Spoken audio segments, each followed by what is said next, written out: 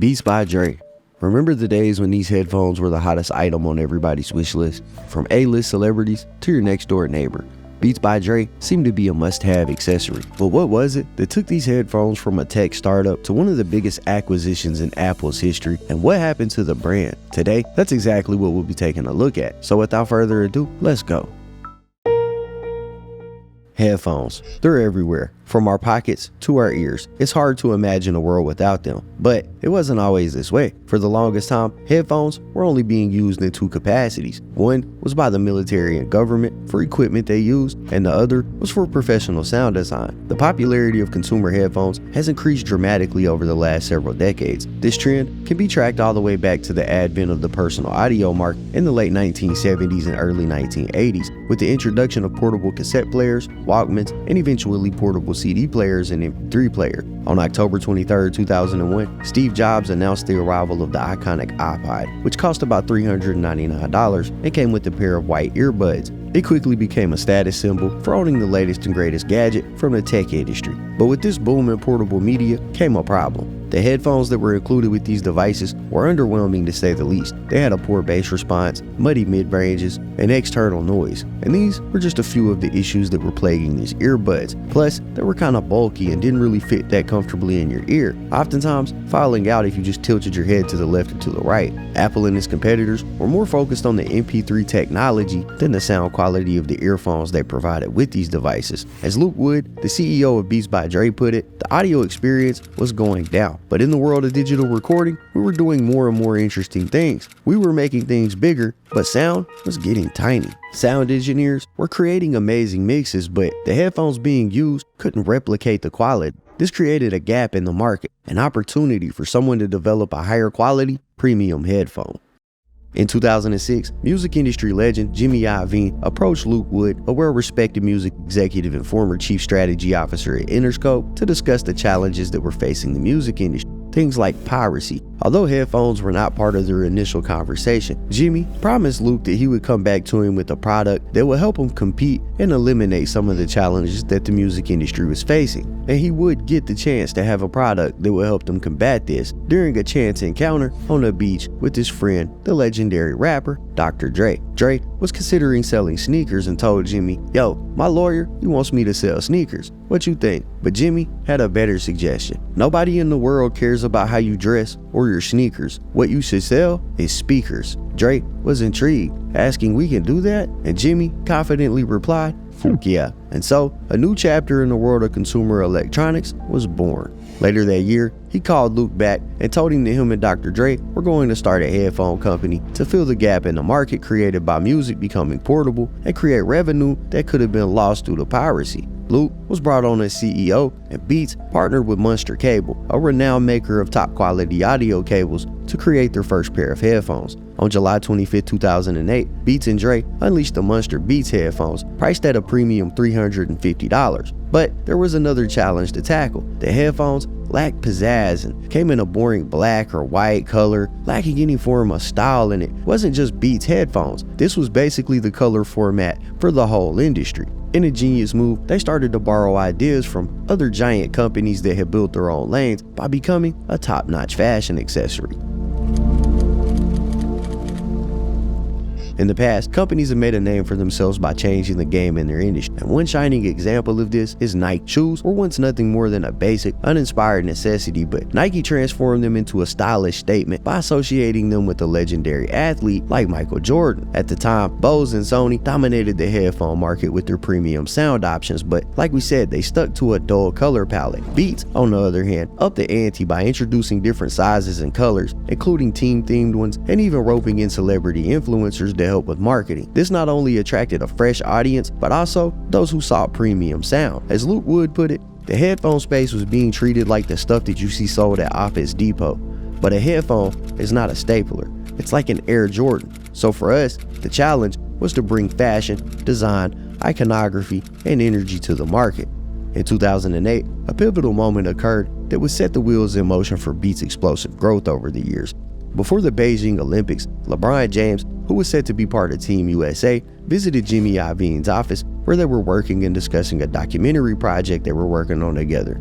During the meeting, LeBron asked Jimmy for a pair of Beats headphones for his upcoming trip. Jimmy obliged and was taken aback when LeBron requested 12 more pairs for the rest of his team. This small request would prove to be a defining moment for Beats as a company. In an instant, the headphones were the trendiest product on the market, with celebrities clamoring to be seen with them. They were being seen before NFL games, NBA games, and even tennis matches. Beats were being spotted everywhere. Justin Bieber even featured them in his music videos and had his own signature version. Lady Gaga was another star who had her own special version of the headphones, dubbed the Heart Buds. This marketing was paying off, and in August of 2011, Beats signed a $300 million deal with HTC, giving the tech company a 51% stake in Beats by Dre and gaining exclusive manufacturing rights to the product. This marked a new era for the success and growth of Beats, cementing its place in the fashion industry as a must-have fashion accessory for music lovers everywhere. In 2011, after just a few months, they dropped their first Beats by Dre wireless headphones that were priced at $279.99. Before the year was over,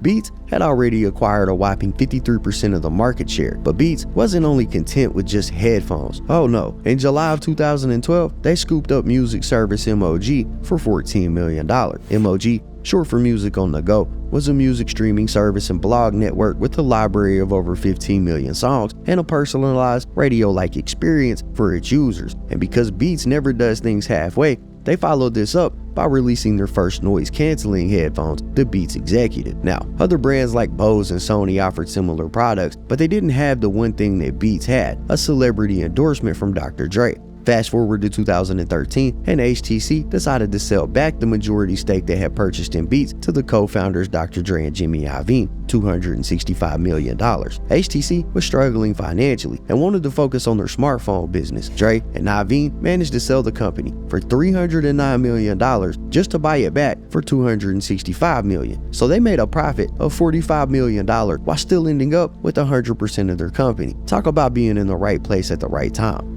But 2013 was a very good year for Beats. The company was already basking in the glow of buying back their shares when Lady Luck decided to visit again. In September, the Carlyle Group, the private equity wizards known for investing in everything from consumer products to technology, made a $500 million investment in Beats and became the minority owners. This imputed a valuation of over $1 billion for the company. Now, the Carlyle Group has their hands in everything, in like every industry. They even made an appearance in my Ticketmaster video, which you should go check out if you haven't seen. Anyways, with the investment from the Carlyle Group, Beats was able to expand its operations and continue to grow as a company, with that $1 billion valuation tripling in under a year, but more on that in a minute. In January of 2014, Beats Electronics launched a new music streaming platform with the aim of providing users with a superior sound quality compared to other platforms such as Spotify and Pandora. As a result of this launch, the company discontinued its previously acquired streaming service, MOG. In 2014, Beats had established a dominant position in the headphone market, holding a 57% market share. The launch of Beats Electronics, the music streaming app, marked a turning point for Beats, setting the stage for the history and trajectory of the company to be changed for forever. And now, the missing piece of the puzzle enters the scene: Apple. They revolutionized the music world with the iPod, and Beats noticed it. Beats had spotted a gap in the market, and they seized the opportunity to gain market share. But Apple wasn't worried about people not buying their low-priced headphones, as they were still raking in billions, and headphones were never their priority or main business idea, so Beats wasn't considered competition for Apple at the time. At least, they weren't considered competition until other people started shifting to music streaming services from CDs and MP3 players. At first, Apple remained unfazed because they had iTunes and people could still buy songs, but by the time Beats released its streaming app, those iTunes numbers were in free fall. Not specifically because of Beats, but in combination with them and all of their competitors taking over market share around music streaming. However, Steve Jobs didn't think that streaming would become a mainstay. He thought that people would always rather own their music than just rent it from these services. However, after the departure of Steve Jobs as CEO of Apple, Tim Cook took over and saw things a little bit differently. Beats had built a billion-dollar business leveraging a concept that was made possible by Apple. But with people opting for monthly music subscriptions instead of purchasing songs directly through iTunes, Apple's business model was starting to dry up, at least on the music front.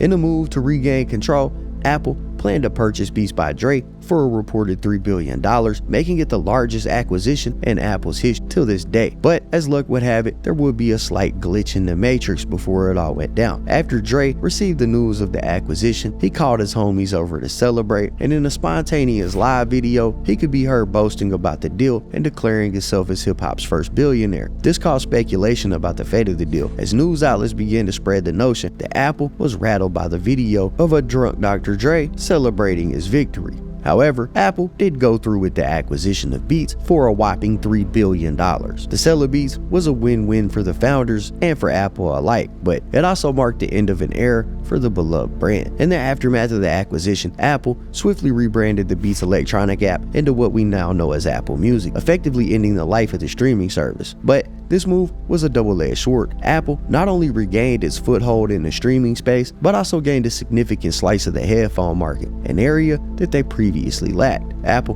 wasted no time in maximizing their advantage, modifying their products in a bid to keep users within the Apple ecosystem. In 2016, they removed the headphone jack from their iPhones, encouraging users to purchase their wireless headphones. In September of that year, they launched the Solo 3 wireless and Power Beats 3 headphones featuring Apple's proprietary W1 chip, allowing for seamless integration and extended battery life with any iPhone. The next year, they introduced the Studio 3 line of headphones, followed by the Solo Pro in 2019 that featured the Apple H1 chip. Since then, there hasn't been much news from Beats, as Apple seems to have shifted its focus to its own AirPods brand. The Beats brand and products have basically taken a backseat and have become more of an afterthought in the world of headphones at this point. So, in a way, the AirPods can be considered as the eventual downfall of the Beats brand, as Apple's own product line overshadowed it. AirPods are nothing short of a phenomenon for Apple. Since their launch in 2016, they've been flying off the shelves, becoming one of the company's most sought-after accessories. In 2018, they sold an impressive 35 million units, and just a year later, in 2019, that number skyrocketed to a staggering 60 million units sold. That's around $6 billion in revenue just from AirPods. Now, if we fast forward to 2022, these tiny earbuds are raking in a whopping $20 billion a year for Apple. It's no wonder why the AirPods are so popular. Their compact design, user friendliness, and seamless integration with Apple devices have made them a hit with the consumer. They received glowing reviews for their sound quality, long battery life, and effortless connectivity. It's no surprise that Apple has sold tens of millions of AirPods worldwide, which by the way makes them one of the most successful consumer tech products ever created ever. But I think it would be safe to say that they would have never been able to do that had they not acquired Beats by Dre. Now, since all of this went down, there have been rumors that Apple is actually planning to kill off the Beats brand altogether in the near future, but for now, that's the story of Beats by Dre, how they took off, and what happened to the company since. Anyways, that's it for the video, guys. If you enjoyed the content, be sure to hit the like button, subscribe, tap the notification bell so you get notified every time I upload a video. As always, it's been fun rocking with y'all, man. I'm out.